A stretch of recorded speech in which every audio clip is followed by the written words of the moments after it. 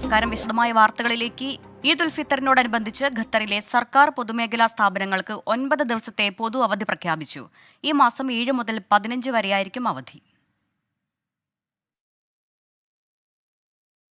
ഹിജ്റ കലണ്ടറിന്റെ പ്രവചനമനുസരിച്ച് നോമ്പ് 30 പൂർത്തിയാക്കി ഗൾഫ് രാജ്യങ്ങളിൽ ഈ മാസം 10 ചെറിയ പെരുന്നാൾ അഥവാ ഈദ് ഉൽ ഫിത്തറാകാൻ സാധ്യതയുണ്ടെന്നാണ് പ്രതീക്ഷിക്കുന്നത്. ഈ സാഹചര്യത്തിലാണ് അമീരി ദിവാൻ ഇന്ന് സർക്കാർ പൊതുമേഖലാ സ്ഥാപനങ്ങൾക്കുള്ള പൊതു അവധി പ്രഖ്യാപിച്ചത്. ഇതനുസരിച്ച് ഏപ്രിൽ 7 ഞായറാഴ്ച മുതൽ ഏപ്രിൽ 15 തിങ്കളാഴ്ച വരെ രാജ്യത്തെ സർക്കാർ പൊതുമേഖലാ സ്ഥാപനങ്ങൾക്ക് അവധിയായിരിക്കും. വാരാന്ത്യ അവധി ഉൾപ്പെടെ 9 ദിവസമാണ് സർക്കാർ മേഖലയിൽ അവധി ലഭിക്കുക. സ്വകാര്യ മേഖലയിലെ അവധി സംബന്ധിച്ച് ഇതുവരെ ഔദ്യോഗിക പ്രഖ്യാപനമൊന്നും വന്നിട്ടില്ല. അതേസമയം ഖത്തർ സെൻട്രൽ ബാങ്കിന് കീഴിൽ പ്രവർത്തിക്കുന്ന ബാങ്കുകളും മണി എക്സ്ചേഞ്ചുകളും ഉൾപ്പെടെയുള്ള ധനകാര്യ സ്ഥാപനങ്ങൾക്കുള്ള അവധി ദിനങ്ങൾ സെൻട്രൽ ബാങ്ക് ഗവർണർ പിന്നീട് പ്രഖ്യാപിക്കും. ഇതിനിടെ ചെറിയ പെരുന്നാൾ ആഘോഷമാക്കാൻ വെടിക്കെട്ട് ഉൾപ്പെടെയുള്ള വിവിധ പരിപാടികൾ രാജ്യത്തിന്റെ വിവിധ ഭാഗങ്ങളിൽ അരങ്ങേറും. Souk വാക്കിഫ് park, ഖത്താറ cultural village, Al Wakrah old souk തുടങ്ങി 3ഇടങ്ങളിൽ വർണ്ണ വിസ്മയങ്ങൾ തീർത്ത് വെടിക്കെട്ട് നടക്കും. ഈദിന്റെ ആദ്യ ദിവസം മുതൽ 4 ദിവസം സൂക്ക് വാക്കിഫിൽ രാത്രി 8:30 വെടിക്കെട്ട് ആരംഭിക്കും. ഏപ്രിൽ 6 വെള്ളിയാഴ്ച ആരംഭിക്കുന്ന മെഗാ പാർക്ക് കാർണിവലാണ് മറ്റൊരാഘോഷ പരിപാടി. അൽബിദ പാർക്കിൽ ഏപ്രിൽ 20 വരെ സംഘടിപ്പിക്കുന്ന കാർണിവലിൽ എല്ലാ പ്രായക്കാർക്കും പ്രവേശനം അനുവദിക്കും. 15 ദിവസം നീണ്ടു നിൽക്കുന്ന ആഘോഷ പരിപാടിയിൽ ലൈവ് ഷോകൾ ഉൾപ്പെടെയുള്ള വിനോദ പരിപാടികളാണ് അരങ്ങേറുക. വൈകിട്ട് 4 മണി മുതൽ രാത്രി 11 വരെ നീണ്ടു നിൽക്കുന്ന പരിപാടിയിൽ പ്രവേശനം സൗജന്യമായിരിക്കും. അൻവർ പാലേരി, 24, ദോഹ. വധശിക്ഷയ്ക്ക് വിധിക്കപ്പെട്ട് റിയാദ് ജയിലിൽ കഴിയുന്ന അബ്ദുറഹീമിന്റെ മോചനത്തിനുള്ള ശ്രമങ്ങൾ സജീവമാക്കി സൗദിയിലെ മലയാളികൾ. മോചനദ്രവ്യമായി 34 കോടി രൂപ സമാഹരിക്കാനുള്ള പ്രവർത്തനങ്ങൾ കൂടുതൽ വേഗത്തിലാക്കാൻ ജിദ്ദയിൽ ചേർന്ന സഹായ സമിതി യോഗം തീരുമാനിച്ചു. വധശിക്ഷയ്ക്ക് വിധിക്കപ്പെട്ട അബ്ദുറഹീമിന്റെ മോചനത്തിനായുള്ള അവസാനഘട്ട ശ്രമങ്ങളാണ് ഇപ്പോൾ നടക്കുന്നത്.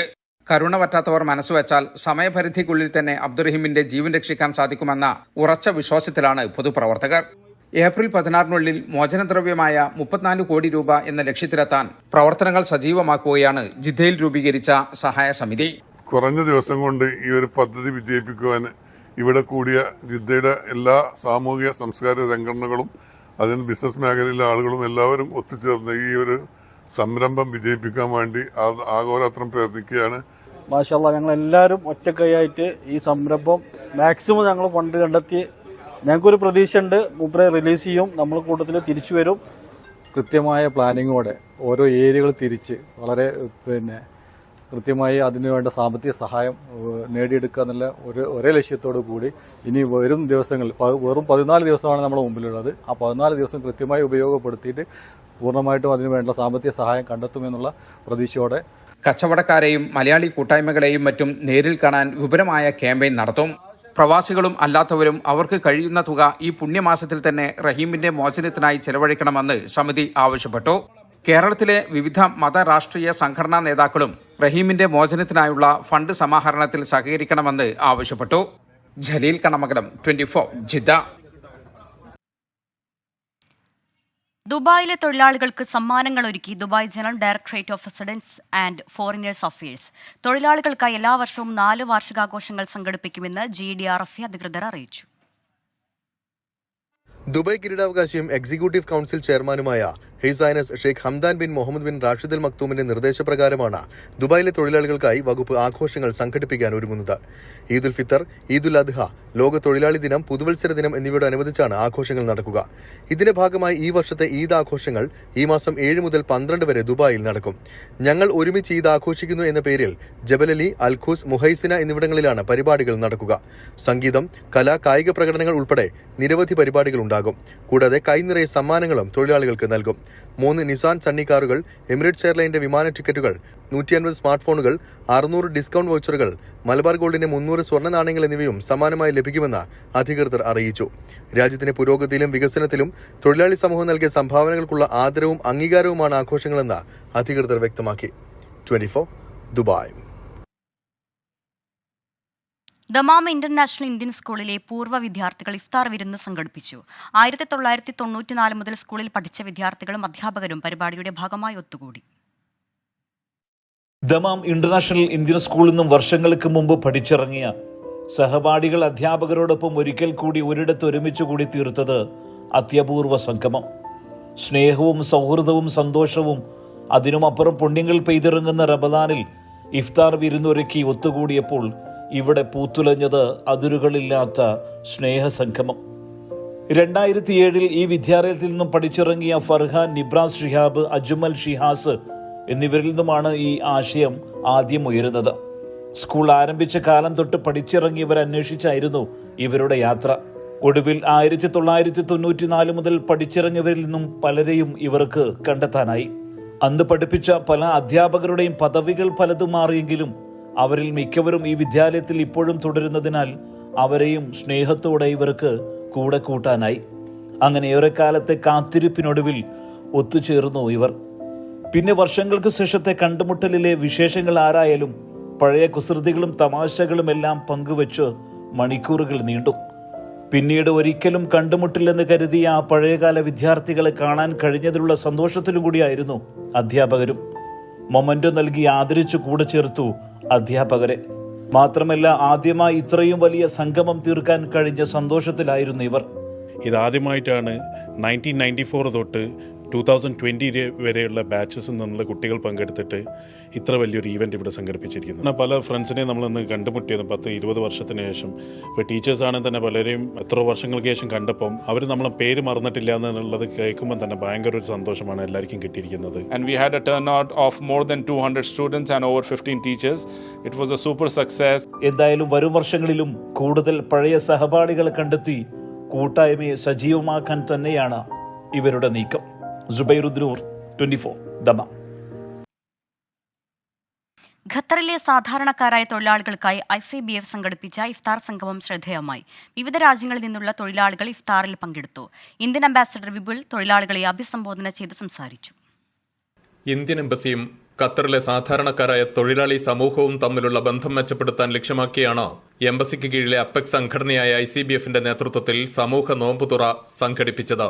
ബർക്കത്തുൽ അവ്മീറിലെ അൽമുഫ്ത ലേബർ ക്യാമ്പിൽ നടന്ന ഇഫ്താർ വിരുന്നിൽ വിവിധ സംസ്ഥാനങ്ങളിൽ നിന്നുള്ള തൊഴിലാളികളും മറ്റ് ഏഷ്യൻ രാജ്യങ്ങളിൽ നിന്നുള്ളവരും ഉൾപ്പെടെ 1500-ലേറെ പേർ പങ്കെടുത്തു. ഇന്ത്യൻ എംബസി ജീവനക്കാരും ICBF, ICC ഭാരവാഹികളും പ്രവർത്തകരും പരിപാടിക്ക് നേതൃത്വം നൽകി. റമദാൻ പാരസ്പര്യത്തിന്റെയും സൗഹാർദ്ദത്തിന്റെയും സന്ദേശമാണ് നൽകുന്നതെന്നും ഖത്തറും ഇന്ത്യയും തമ്മിലുള്ള ചരിത്രപരമായ ബന്ധം ഏറ്റവും ശക്തമായ സാഹചര്യമാണ് നിലവിലുള്ളതെന്നും പരിപാടിയിൽ പങ്കെടുത്ത് സംസാരിച്ച ഇന്ത്യൻ അംബാസഡർ വിപുൽ പറഞ്ഞു. ये महीना फास्टिंग का है, प्रेइंग का है, रोज़े करने का है, दुआ करने का है और इससे हर आदमी को जो रूहानी तौर पे हम लोग को आगे बढ़ने का मौका मिलता है. ICBF ഇന്ത്യൻ തൊഴിലാളികൾക്കായി നൽകി വരുന്ന വിവിധ സേവനങ്ങൾ ചടങ്ങിൽ പരിചയപ്പെടുത്തി. ICBF നടപ്പാക്കി വരുന്ന ഇൻഷുറൻസ് പദ്ധതി എല്ലാവരും പ്രയോജനപ്പെടുത്തണമെന്ന് ചടങ്ങിൽ സംസാരിച്ച കുൽദീപ് കൌർ ആവശ്യപ്പെട്ടു. ഇന്ത്യൻ അംബാസഡർക്ക് പുറമെ first secretary Sachin Dinakar, political councillor ഗ്യാൻവീർ Singh, ICBF മുൻ പ്രസിഡന്റുമാരായ നിലാങ്ഷുഡെ, Siyad Usman, ICC general secretary Mohankumar, vice president Subrahmanya ഹെബഗലു, ICC president AP Manikandan, ICBF president Shanavas ബാവ, അൽമുഫ്ത കോൺട്രാക്ടിംഗ് കമ്പനി പ്രതിനിധി വീരേഷ് മന്ദങ്കി തുടങ്ങിയവർ പങ്കെടുത്തു. Today we are at Al-Mufta Contracting in Doha, Qatar. We are almost more than 1,000 the workers with us, and they are all brothers from India and other nationalities. They are doing the iftar. We just break the iftar. ഇന്ത്യയിലെ വ്യത്യസ്ത സംസ്ഥാനങ്ങളിൽ, ആന്ധ്രയിലെയും പഞ്ചാബിലെയും ഡൽഹിയിലെയും ഗുജറാത്തിലെയും ഇന്ത്യയിലെ ഒട്ടുമിക്ക സംസ്ഥാനങ്ങളിലെ സാധാരണക്കാർ തൊഴിലാളികളും മാത്രമല്ല ഇന്ത്യക്ക് പുറത്തുള്ള അയൽ രാജ്യങ്ങളായ നേപ്പാൾ, ശ്രീലങ്ക, ബംഗ്ലാദേശ്, പാകിസ്ഥാനിലെ തൊഴിലാളികൾ പോലും ഈ ഇഫ്താർ മീറ്റിലുമൊക്കെ കാണാൻ പറ്റും. വളരെ ഒരു ഐക്യത്തിൻ്റെ, ഒരു സൗഹൃദത്തിൻ്റെ ഒരു വലിയ സന്ദേശമാണ് ഈ ഒരു ഇഫ്താർ സംഗമം ഇപ്പോൾ നൽകിക്കൊണ്ടിരിക്കുന്നത്. അൻവർ പാലേരി, 24 ദോഹ. ഖത്തറിലെ ഇരിക്കൂർ നിവാസികളുടെ കൂട്ടായ്മയായ ഖത്തർ ഇരിക്കൂർ കൂട്ടായ്മ ഇഫ്താർ സംഗമവും ജനറൽ ബോഡി യോഗവും സംഘടിപ്പിച്ചു. ന്യൂ സലത്ത സ്കിൽ ഡെവലപ്മെന്റ് സെന്റർ ഹാളിൽ നടന്ന പരിപാടിയിൽ നിരവധി പേർ പങ്കെടുത്തു. അനീസ് പള്ളിപ്പാത്ത് ഉദ്ഘാടനം ചെയ്തു. പ്രസിഡന്റ് ഖാലിദ് മുനീർ അധ്യക്ഷനായി. ജിദ്ദ ഷറഫിയിലെ റീഗൽ മാളിന്റെ നവീകരിച്ച ഷോറൂം ഉപഭോക്താക്കൾക്കായി തുറന്നുകൊടുത്തു. റമദാനോടനുബന്ധിച്ച് വിവിധ ഓഫറുകളും പ്രഖ്യാപിച്ചിട്ടുണ്ട്. ജിദ്ദയിൽ ഷറഫിയയുടെ ഹൃദയഭാഗത്ത് 15 വർഷത്തോളമായി പ്രവർത്തിച്ചു വരുന്ന സ്ഥാപനമാണ് റീഗൽ മാൾ. നവീകരണ പ്രവർത്തനങ്ങൾക്ക് ശേഷം ആകർഷകമായ ഉൽപ്പന്നങ്ങളും ഓഫറുകളുമായി സ്ഥാപനം വീണ്ടും തുറന്നു. എല്ലാം ഒരു കുടക്കീഴിൽ ലഭിക്കുന്ന ഷറഫിയയിലെ ഏറ്റവും വലിയ ഷോപ്പിംഗ് കേന്ദ്രമാണ് റീഗൽ മാൾ. 4 നിലകളിലായി ഗാർമെന്റ്സ്, ഇലക്ട്രോണിക്സ്, വീട്ടുപകരണങ്ങൾ, school stationery, fancy, watch, perfume തുടങ്ങി വ്യത്യസ്തമായ ഉൽപ്പന്നങ്ങളുടെ വിപുലമായ ശേഖരമാണ് ഒരുക്കിയിരിക്കുന്നത്. നവീകരിച്ച ഷോറൂമിന്റെ ഉദ്ഘാടനം പ്രമുഖരുടെ സാന്നിധ്യത്തിൽ chairman Adil Jabir Sheikh Zahrani നിർവഹിച്ചു.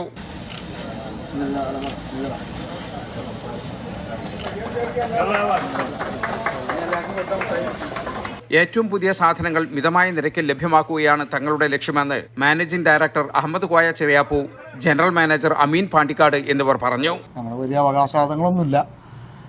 ഷർഫിലെ എല്ലാ സ്ഥാപനങ്ങളും പോലെ തന്നെ കുറച്ച് ക്വാണ്ടിറ്റി കൂട്ടി പർച്ചേസ് ചെയ്താണ്ട് പരമാവധി വില കുറച്ച് കൊടുക്കുക എന്നുള്ളത് മാത്രമാണ് നമ്മൾ മുന്നോട്ട് കാണുന്നത്.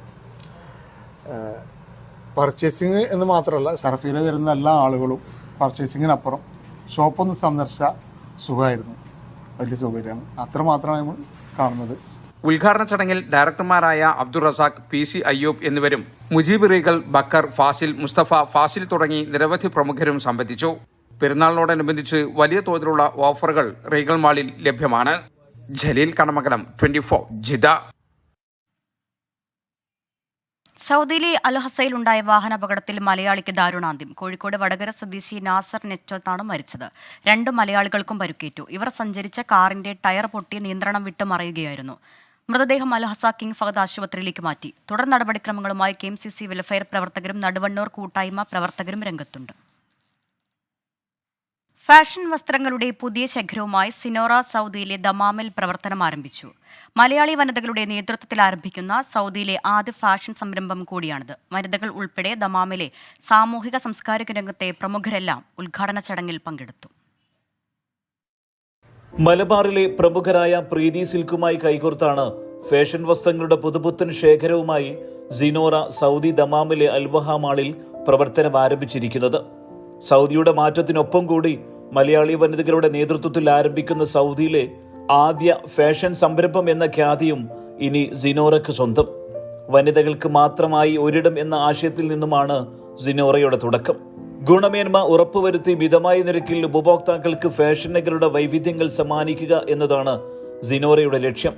സംരംഭകരായ അഫീജ, സിറാജു, തൻവീറ, അമീർ അലി എന്നിവർ സുഹൃത്തുക്കളുടെ സാന്നിധ്യത്തിൽ സിനോറ ഉപഭോക്താക്കൾക്കായി തുറന്നുകൊടുത്തു.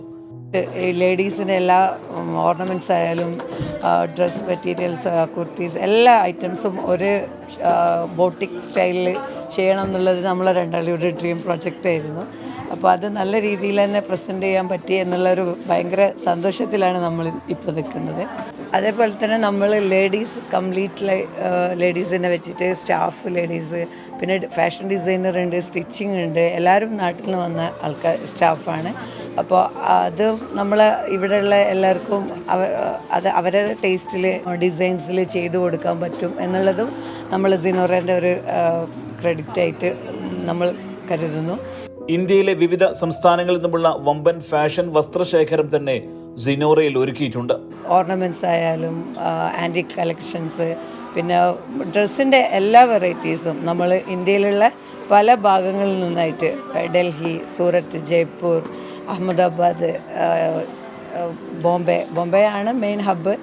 അങ്ങനെ നല്ല കളക്ഷൻസ് തന്നെ കൊണ്ടുവരാൻ പറ്റി.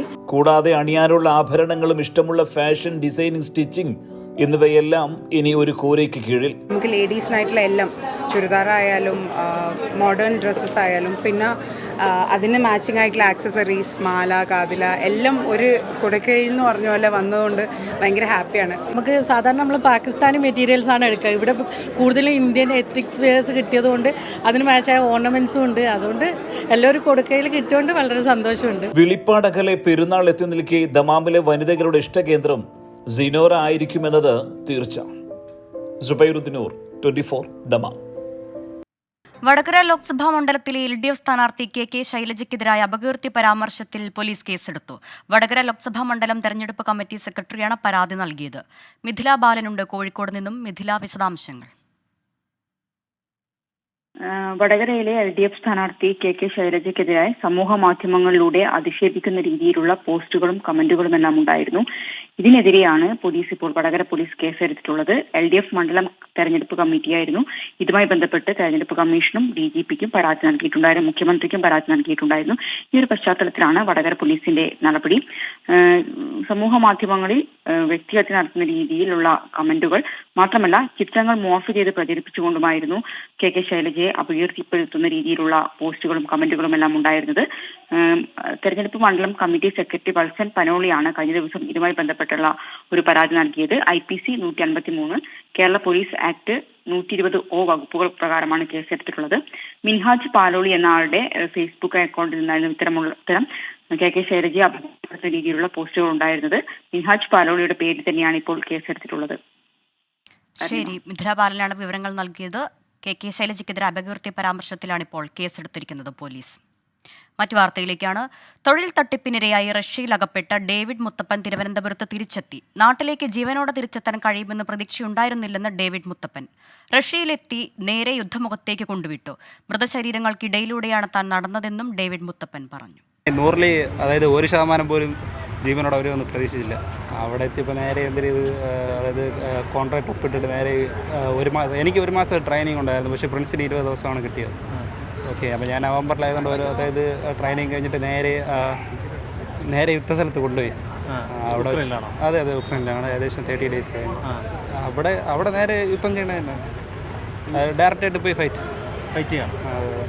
ഇതൊക്കെയെന്ന് വെച്ച് കഴിഞ്ഞാൽ എവിടെ തിരിഞ്ഞാലും ശവം കത്തണതും പിന്നെ എല്ലാം ഫുള്ള് ഡെഡ് ബോഡി. അതായത് നമുക്ക് എന്തൊരു പറയാനാണ്, അതായത് നമ്മൾ ആദ്യമായിട്ട് കാണുമ്പോൾ നമുക്ക് ഇത്തിരി പേടി തോന്നും. അതിനുശേഷം നമുക്ക് ശീലാവെന്ന് പറയത്തില്ലേ, അത് എവിടെ തിരിഞ്ഞാലും അത് തന്നെ അവസ്ഥ. പിന്നെ എന്താ പറയണം, യുദ്ധമല്ലേ, അപ്പോൾ അങ്ങനെയൊക്കെ ഉണ്ടാവും. ആലപ്പുഴയിലെ ഹോം സ്റ്റേ ജീവനക്കാരുടെ കൊലപാതകത്തിൽ പ്രതി പിടിയിലായി. അസം സ്വദേശിയായ ഹസീറയുടെ സുഹൃത്തായ അതിഥി തൊഴിലാളി സഹ അലിയാണ് പിടിയിലായത്. നാടുവിടാനുള്ള ശ്രമത്തിനിടെ കോട്ടയം റെയിൽവേ സ്റ്റേഷനിൽ വെച്ചാണ് സഹ അലിയെ പോലീസ് കസ്റ്റഡിയിലെടുത്തത്. പ്രതിക്കായി നേരത്തെ പോലീസ് ലുക്കൌട്ട് നോട്ടീസ് ഇറക്കിയിരുന്നു. ലോക്സഭാ തെരഞ്ഞെടുപ്പ് വിശേഷങ്ങൾ. ICL FinCorp 24 ഇലക്ഷൻ സമർപ്പിക്കുന്നത് ICL FinCorp, the intelligent choice. Powered by Asset, responsibly yours. In association with Durashine Roof and Wall Sheets, ഒരു ടാറ്റ ബ്ലൂസ്കോപ്പ് സ്റ്റീൽ ഉൽപ്പന്നം.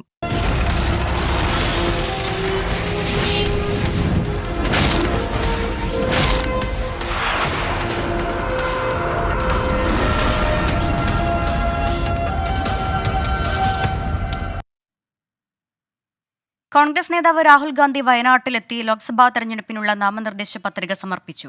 ഭരണഘടനയും ജനാധിപത്യവും സംരക്ഷിക്കാനുള്ള തെരഞ്ഞെടുപ്പാണ് നടക്കുന്നതെന്ന് രാഹുൽ പറഞ്ഞു. നരേന്ദ്രമോദിയും അമിത്ഷായും കടന്നാക്രമിച്ച രാഹുൽ ഇടതുമുന്നണിക്കും പിണറായി സർക്കാരിനുമെതിരെ ഒന്നും പറഞ്ഞില്ല. സ്ഥാനാർത്ഥി പ്രഖ്യാപനത്തിനു ശേഷം ആദ്യമായി വയനാട്ടിലെത്തിയ രാഹുൽ ഗാന്ധിക്ക് പ്രവർത്തകർ വൻ സ്വീകരണമാണ് ഒരുക്കിയത്. മേപ്പാടിയിൽ നിന്ന് ഹെലികോപ്റ്റർ ഇറങ്ങി രാഹുൽ ഗാന്ധി നേരെ പ്രവർത്തകർക്കിടയിലേക്ക്. ഒപ്പം പ്രിയങ്ക ഗാന്ധിയും.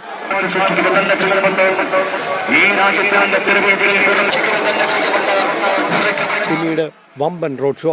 AICC general secretary KC Venugopal, പ്രതിപക്ഷ നേതാവ് VD സതീശൻ തുടങ്ങിയ മുതിർന്ന കോൺഗ്രസ് നേതാക്കൾ രാഹുൽ ഗാന്ധിയെ അനുഗമിച്ചു. വയനാട്ടിലെ ജനങ്ങളുടെ പോരാട്ടത്തിൽ മുന്നിലുണ്ടാകുമെന്ന് രാഹുൽ ഗാന്ധിയുടെ ഉറപ്പ്. There is the issue of man-animal conflict. There is the night road issue. There is the medical college issue. It's a fight that all the people of Wayanad agree on, and I stand with them in this fight. തുടർന്ന് കളക്ടറേറ്റിലേക്ക് എത്തിയ രാഹുൽ ഗാന്ധി പത്രിക സമർപ്പിച്ചു. നാമനിർദ്ദേശ പത്രിക സമർപ്പിച്ചതിനു ശേഷം കൽപ്പറ്റയിലെ മരവയൽ കോളനിയിലും രാഹുൽ ഗാന്ധി എത്തി. ശേഷം കാത്തുനിന്ന മാധ്യമപ്രവർത്തകരെ കണ്ടു. This election is a fight for democracy and for the Constitution of India. On one side are the forces that want to destroy the democracy of this country. കേന്ദ്ര സർക്കാരിനെ കടുത്ത ഭാഷയിൽ വിമർശിച്ച രാഹുൽ ഗാന്ധി സംസ്ഥാന സർക്കാരിനെതിരെ വിമർശനം ഉന്നയിച്ചില്ല. ദീപക് ധർമ്മടം, 24 വയനാട്. പത്രികാ സമർപ്പണത്തിന് ഒരു ദിവസം മാത്രം ശേഷിക്കെ സംസ്ഥാനത്തെ ബഹുഭൂരിഭാഗം സ്ഥാനാർത്ഥികളും ഇന്ന് നാമനിർദ്ദേശ പത്രിക നൽകി. പ്രവർത്തകർക്കൊപ്പം പ്രകടനമായെത്തിയാണ് മിക്ക സ്ഥാനാർത്ഥികളും പത്രികകൾ സമർപ്പിച്ചത്. തിരുവനന്തപുരത്ത് കോൺഗ്രസും BJPയും തമ്മിലാണ് മത്സരമെന്ന് ശശി തരൂർ പറഞ്ഞു. LDF, UDF, NDA മുന്നണികളുടെ ബഹുഭൂരിഭാഗം സ്ഥാനാർത്ഥികളും ബന്ധപ്പെട്ട വരണാധികാരികൾക്ക് മുന്നിൽ ഇന്നു നാമനിർദ്ദേശ പത്രിക സമർപ്പിച്ചു. തിരുവനന്തപുരത്തെ UDF സ്ഥാനാർത്ഥി ശശി തരൂർ നേതാക്കൾക്കൊപ്പം കളക്ടറേറ്റിലെത്തി പത്രിക സമർപ്പിച്ചു. 2014 കണ്ടുപോലെയും രണ്ട് പാർട്ടികളാണ് കുറച്ചും കൂടി കൂടുതൽ മത്സരത്തിൽ മുന്നോട്ട് എന്ന് കാണുന്നു. അതിൽ ഞങ്ങൾ തന്നെ മുന്നോട്ട് എന്നതിൽ സംശയമില്ല. പക്ഷേ രണ്ടാമത്തെ സ്ഥാനത്തിൽ എല്ലാവരുടെയും കാണുന്നത് BJP തന്നെയാണ്. ആറ്റിങ്ങലിലെ LDF സ്ഥാനാർത്ഥി വി ജോയ് നേതാക്കൾക്കും പ്രവർത്തകർക്കുമൊപ്പം പ്രകടനമായി എത്തിയാണ് നാമനിർദ്ദേശ പത്രിക സമർപ്പിച്ചത്. മലപ്പുറം മണ്ഡലം UDF സ്ഥാനാർത്ഥി ET മുഹമ്മദ് ബഷീർ, മാവേലിക്കരയിലെ LDF സ്ഥാനാർത്ഥി CA അരുൺകുമാർ, കണ്ണൂരിൽ UDF സ്ഥാനാർത്ഥി K സുധാകരൻ, LDF സ്ഥാനാർത്ഥി MV ജയരാജൻ, NDA സ്ഥാനാർത്ഥി C രഘുനാഥും പത്രിക സമർപ്പിച്ചു. മന്ത്രിയും ആലത്തൂർ ലോക്സഭാ മണ്ഡലം LDF സ്ഥാനാർത്ഥിയുമായ K രാധാകൃഷ്ണനും NDA സ്ഥാനാർത്ഥി TN സരസുവും ഇന്നു നാമനിർദ്ദേശ പത്രിക നൽകി. വടകരയിൽ LDF സ്ഥാനാർത്ഥി KK ശൈലജ, NDA സ്ഥാനാർത്ഥി പ്രഫുൽ കൃഷ്ണൻ, ത്രികോണപ്പോരിന്റെ ആവേശത്തിലേക്കെത്തിയ വയനാട്ടിൽ LDF സ്ഥാനാർത്ഥി ആനി രാജയും നാമനിർദ്ദേശ പത്രിക സമർപ്പിച്ചു. ആദ്യ ദിവസം ജനങ്ങൾ എന്നെ എങ്ങനെ സ്വീകരിച്ചുവോ അതേ ആവേശത്തിൽ, അതിനേക്കാൾ 10 മടങ്ങ് ആവേശത്തിൽ ഓരോ ദിവസം കഴിയും തോറും ജനങ്ങൾ ഇടതുപക്ഷത്തിന്റെ സ്ഥാനാർത്ഥി എന്ന നിലയിൽ എന്നെ സ്വീകരിക്കുന്നുണ്ട്. ആലപ്പുഴയിലെ NDA സ്ഥാനാർത്ഥി ശോഭ സുരേന്ദ്രൻ, പത്തനംതിട്ട ലോക്സഭാ മണ്ഡലത്തിലെ UDF സ്ഥാനാർത്ഥി ആന്റോ ആന്റണി, NDA സ്ഥാനാർത്ഥി അനിൽ K ആന്റണി, കോട്ടയം മണ്ഡലത്തിലെ LDF സ്ഥാനാർത്ഥി തോമസ് ചാഴിക്കാടൻ, NDA സ്ഥാനാർത്ഥി തുഷാർ വെള്ളാപ്പള്ളി, കോഴിക്കോട് മണ്ഡലത്തിൽ LDF സ്ഥാനാർത്ഥി എളമരം കരീം, NDA സ്ഥാനാർത്ഥി MT രമേശ് എന്നിവരും പത്രികകൾ സമർപ്പിച്ചു. പാലക്കാട്ടെ UDF സ്ഥാനാർത്ഥിയായ VK ശ്രീകണ്ഠൻ, ചാലക്കുടിയിൽ UDF സ്ഥാനാർത്ഥി ബെന്നി ബഹനാൻ, കൊല്ലത്ത് NDA സ്ഥാനാർത്ഥി G കൃഷ്ണകുമാർ, എറണാകുളത്ത് LDF സ്ഥാനാർത്ഥി KJ ഷൈൻ, ഇടുക്കിയിലെ UDF സ്ഥാനാർത്ഥി ഡീൻ കുര്യാക്കോസ്, LDF സ്ഥാനാർത്ഥി ജോയ്സ് ജോർജ്, കാസർകോട്ടെ UDF സ്ഥാനാർത്ഥിയായ രാജ്മോഹൻ ഉണ്ണിത്താൻ, LDF സ്ഥാനാർത്ഥിയായ MV ബാലകൃഷ്ണൻ, പൊന്നാനിയിലെ UDF സ്ഥാനാർത്ഥി അബ്ദുൾ സമദ് സമദാനി, LDF സ്ഥാനാർത്ഥി KS ഹംസ എന്നിവരും ഇന്നു നാമനിർദ്ദേശ പത്രിക നൽകി. വിവിധ ബ്യൂറോകൾക്കൊപ്പം 24 തിരുവനന്തപുരം. വയനാട് സുഗന്ധഗിരി മരമുറിക്കൽ കേസിൽ 6 പേർ കൂടി അറസ്റ്റിൽ. പ്രതികളുടെ മുൻകൂർ ജാമ്യാപേക്ഷ കൽപ്പറ്റ ജില്ലാ പ്രിൻസിപ്പൽ സെഷൻസ് കോടതി തള്ളിയതോടെയാണ് ഇവരെ പിടികൂടിയത്. മരം കയറ്റാൻ ഉപയോഗിച്ച ക്രെയിനിന്റെ ഉടമ ഉൾപ്പെടെ 9 പേരാണ് ഇതുവരെ കേസിൽ അറസ്റ്റിലായത്. 24 ആണ് അനധികൃത മരം മുറിക്കൽ വാർത്ത പുറത്തുകൊണ്ടുവന്നത്. വാര്യാട് സ്വദേശി ഇബ്രാഹിം, മീനങ്ങാട് സ്വദേശി അബ്ദുൽ മജീദ്, മാണ്ടാട് സ്വദേശി ചന്ദ്രദാസ്, മണൽവയൽ സ്വദേശി അബ്ദുൽ നാസർ, കൈതപ്പുഴ സ്വദേശി അസൻകുട്ടി, എരഞ്ഞിക്കൽ സ്വദേശി ഹനീഫ എന്നിവരാണ് പിടിയിലായത്. ഇവരുടെ മുൻകൂർ ജാമ്യാപേക്ഷ കൽപ്പറ്റ കോടതി ഇന്ന് തള്ളിയിരുന്നു. റിസർവ് വനത്തിലാണ് മരം മുറിക്കൽ നടന്നതെന്ന പ്രോസിക്യൂഷന്റെ വാദം കോടതി അംഗീകരിച്ചു. പ്രതികൾക്ക് മുൻകൂർ ജാമ്യം നൽകിയാൽ തെളിവ് നശിപ്പിക്കാനുള്ള സാധ്യതയുണ്ടെന്നും പ്രോസിക്യൂഷന് വേണ്ടി ജയപ്രമോദ് വാദിച്ചു. ഇത് അംഗീകരിച്ചാണ് കോടതി മുൻകൂർ ജാമ്യാപേക്ഷ തള്ളിയത്. അതേസമയം കേസിൽ 3 പേരെ പോലീസ് ഇന്ന് അറസ്റ്റ് ചെയ്തിരുന്നു. മരം കടത്താൻ ഉപയോഗിച്ച ക്രെയിൻ ഓപ്പറേറ്റർമാരും ട്രാക്ടർ ഡ്രൈവറുമാണ് പിടിയിലായത്. കനിയാമ്പറ്റ സ്വദേശി പ്രിൻസ്, വൈത്തിരി സ്വദേശി അബു തോഹിർ, കോഴിക്കോട് സ്വദേശി സുധീർ കുമാർ എന്നിവരെയാണ് കൽപ്പറ്റ റേഞ്ച് ഓഫീസർ നീതുവിന്റെ നേതൃത്വത്തിലുള്ള സംഘം പുലർച്ചെ അറസ്റ്റ് ചെയ്തത്. 20 മരങ്ങൾ മുറിക്കാൻ അനുമതിയുടെ മറവിലാണ് 100-ലേറെ വൻമരങ്ങൾ മുറിച്ചു കടത്തിയത്. സംഭവത്തിൽ സെക്ഷൻ ഓഫീസർ ചന്ദ്രൻ അടക്കം 3 പേരെ വനം വകുപ്പ് സസ്പെൻഡ് ചെയ്തിരുന്നു. സംഭവത്തെക്കുറിച്ച് വനം വകുപ്പിന്റെ പ്രത്യേക സംഘവും അന്വേഷണം നടത്തുന്നുണ്ട്. 24 വയനാട്. ഫോക്കസ് പൂർണ്ണമാവുകയാണ്. നമസ്കാരം.